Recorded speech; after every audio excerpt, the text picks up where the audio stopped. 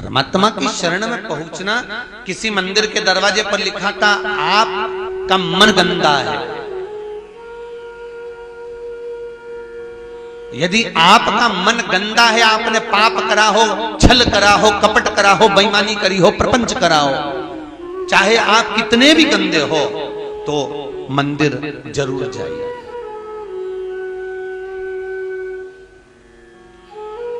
आपका मन गंदा है तो मंदिर जरूर जाओ।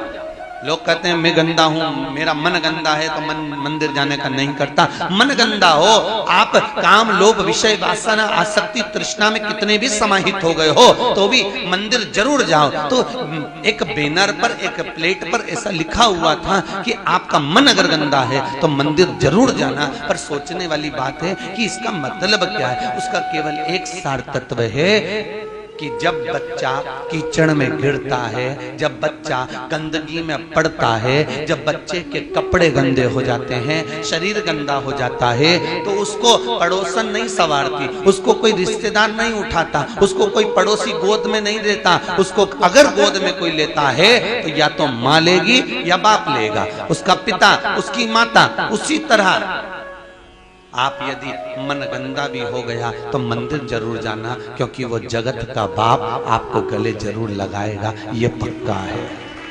वो जगत की मां, जगत का बाप आपको हृदय से अवश्य लगाएगा। क्योंकि चाहे कितने भी गंदे काम, लोभ, विषय, आसना, वासना, आसक्ति, तृष्णा, जितने भी तुम समाहित हो गए, चले गया।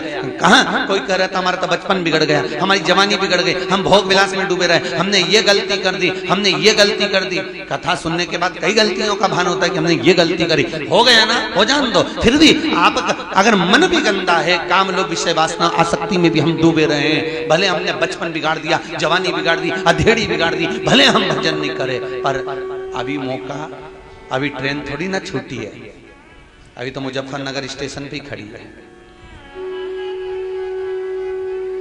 अभी तो मौका है।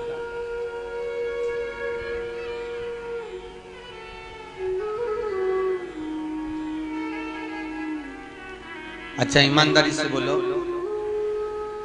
स्टेशन पर उतरते समय आप स्वयं पहले उतरते हो कि सामान पहले उतारते हो? जम के बोलो। सामान उतारते हो, पहले पूरा सामान बाहर, फिर अपन बाहर। कितनी ज्ञान की बातें हैं कि मंजिल पर पहुंचना है और मंजिल का स्टेशन आ चुका है, सबसे पहले आपने सामान बाहर फेंका, उसके बाद आप उतरे हो। बस यही भागवत का सार तत्व है कि काम, लोभ, विषय, वासना को मरने से पहले बाहर फेंक दो, उसके बाद मंजिल तक पहुंच ही जाओगे। स्टेशन पर उतर ही ना, सब फेंक दीजिए, आसक्तियों की परिपूर्णता को निपटा दीजिए। लो एक बेग है, ये सारे काम का बेग, लोभ का बेग, विषय का बेग, वासना का बेग, तृष्णा का बेग, ये बहुत सारे बेग हैं साहब। ये सामान ही तो सबसे भारी है, नहीं तो व्यक्ति तो यूं ही अच्छे से चले जा। यात्रा कोई बेकार, यहाँ कोई परेशानी क्या तुमको? अरे बोलो तो सारी नहीं, कोई कष्ट हो रहा हो तो बताओ, बस बंदर ही परेशान कर रहा है, बाकी के कोई परेशानी हो तो बताओ। अरे बोलो तो सही, नहीं है ना कोई परेशानी, भोजन में कोई परेशानी नहीं। सबसे ज्यादा तकलीफ कब होती है? बस वो स्टेशन पे उतरते और चढ़ते। ये सामान जो है ना, बस सबसे ज्यादा उलझन ये सामान से है। काम, लोभ, विषय, वासना, तृष्णा, आसक्ति, ये सामान से सबसे ज्यादा तकलीफ है। नहीं तो लीला भाई तू तो एक नंबर की है, तू कहीं बुरी तुम नहीं हो, तुम्हारी ये आसक्ति, ये तृष्णा, ये लोभ, ये विषय, ये वासना, ये हमारे बेग जो है ये हमको कष्ट प्रदान कर देते हैं। और हम सामान रखते हैं किसी बेग में और ढूंढते हैं किसी बेग में, और घंटों निकल जाता है, बाद में वही सामान बाहर पड़ा हुआ मिल जाता है। बस यही है, आसक्ति के बेग में काम को ढूंढ रहे हैं और काम के बेग में आसक्ति को ढूंढ रहे हैं। आसक्ति में लोभ को ढूंढा जा रहा है, लोभ से विषय में ढूंढा जा रहा है। और हम ढूंढने में सारा फैला लेते, इतना फैलाते हैं कि पूरा, किसी की तो आदत रहती है जब तक वो पूरा फैला रहा उसके कमरे में मजे ही आनंद। और फिर पड़ोसन के उठा अपना सामान उठा, पता, यहाँ ये पटक दिया, वहां वो पटक दिया, पूरा घर गंदा कर दिया। फिर उसमें कोई कहीं की ना कहीं की एक आध समझदार रहती है तो झाड़ू उठा के झाड़ू भी लगा देती है। ऐसा कोई सदगुरु आता है जो सारा सामान सोर के झाड़ू लगा के तुम्हें स्वतंत्र कर कर चला जाता है। कोई सदगुरु आता है जो काम लोग विषय वासना आसक्ति तृष्णा को उठाकर कहीं एक कोने में पटकता है, एक जगह पर ढेर लगा देता है, एक जगह पर संभाल के रख देता है और उसके बाद तुम्हारा कमरा साफ कर कर चले जाता है। आसक्तियों से ढूंढो।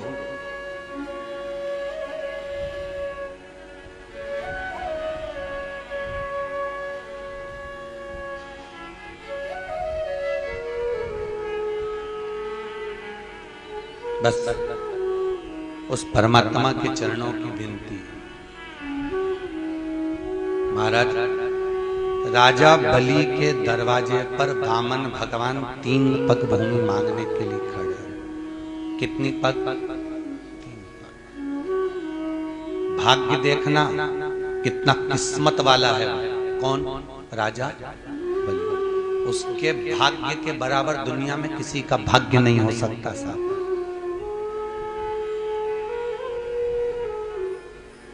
एक भाग्यशाली था वो गिद्धराज जटायु। दशरथ से ज्यादा किस्मत वाला था वो। राजा दशरथ से ज्यादा किस्मत वाला गिद्धराज जटायु। भीष्म पितामह से ज्यादा किस्मत वाला वो गिद्धराज जटायु। 3 किस्मत वाले हुए, एक दशरथ जी, एक भीष्म पितामह, एक गिद्धराज जटायु। ये 3 किस्मत वाले। इनको किस्मत वाला क्यों कहा गया? क्योंकि दशरथ जी के घर में राम जन्मे, भीष्म पितामह ने भगवान कृष्ण का बचपन से लेकर जवानी तक का दर्शन करा, और गिद्धराज जटायु जिसने प्राण त्यागे तो राम की गोद में त्यागा। इन तीनों में सबसे ज्यादा प्रबल किस्मत वाला है तो गिद्धराज जटायु है। क्यों? क्योंकि दशरथ जी के घर में राम जन्मे, पर दशरथ जी के जब प्राण छूटे तब राम सामने नहीं, राम सामने नहीं। भीष्म पितामह जिसने भगवान कृष्ण का बचपन से लेकर जवानी तक का दर्शन किया, पर जब प्राणों को त्यागा तो कृष्ण सामने नहीं थे। पर गिद्धराज जटायु जिसने जीवन भर मांस खाया, पर जब प्राणों को त्यागा तो राम को सामने पाया। बस ऐसा ही हमारा जीवन हो। बचपन गया जाने दो, जवानी गई जाने दो, अधेड़ी गई जाने दो, पर बुढ़ापा मत बिगड़ने देना। बुढ़ापा आता है तो गवर्नमेंट भी रिटायर कर देता है, जाओ रे अब तो जिंदगी संवार लो। गवर्नमेंट भी रिटायर कर देती है। क्या कहती है? अभी तक तुमने जो कमाया वो परिवार के लिए, अभी तक तुमने जो किया वो तुम्हारे परिवार के लिए, अभी तक जो तुमने किया वो तुम्हारे कुटुंब के लिए। अब 60 के हो गए, 40 वर्ष तुम्हारे पास में दे रहे हैं, आधे से ज्यादा उम्र तुम्हारी खप गई, केवल 40 वर्ष। जाओ अब थोड़ा जाकर भगवान का भजन करना।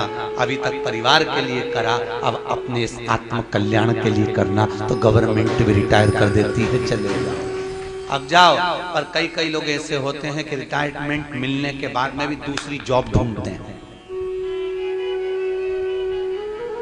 कई ऐसे होते हैं जो दूसरी जॉब ढूंढते हैं। हमारी यहाँ 2 बहन बैठी हुई है, उपाध्याय बहन और एक और वो बहन, दोनों। एक कह रही थी गुरुजी हमारे पति को डॉक्टरी से फुर्सत नहीं, हम कहते चलो। दूसरी बोली हमारे पति को नेतागिरी से फुर्सत नहीं, हम कहते चलो। अब सुने नहीं तो कहा कर, आप ऐसी कृपा करो ना गुरुजी एक बार वो आए। हमारा तो निवेदन हर पल हर घड़ी हर क्षण, हम तो कल्लू जी महाराज से, सुखदेव जी महाराज से, ठाकुर जी से ये विनती करते हैं कि आप ऐसी जीवन भर अखंड सौभाग्य में रहो और जोड़े से कथा सुनते रहो। हम तो यही वर प्रदान करते हैं आपका जीवन।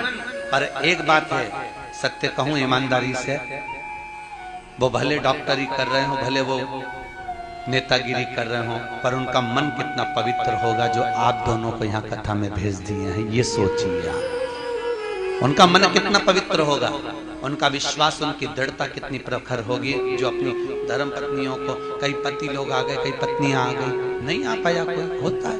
पर ये तो सोचो कि भाव कितना शुद्ध निर्मल।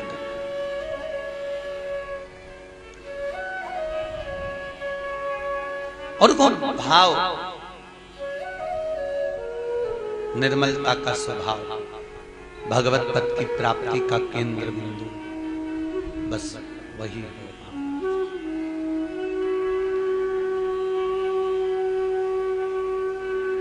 भगवत तत्व की शरणागति का जो भाव है वो भक्ति का प्रतिबिंब है, भक्ति का।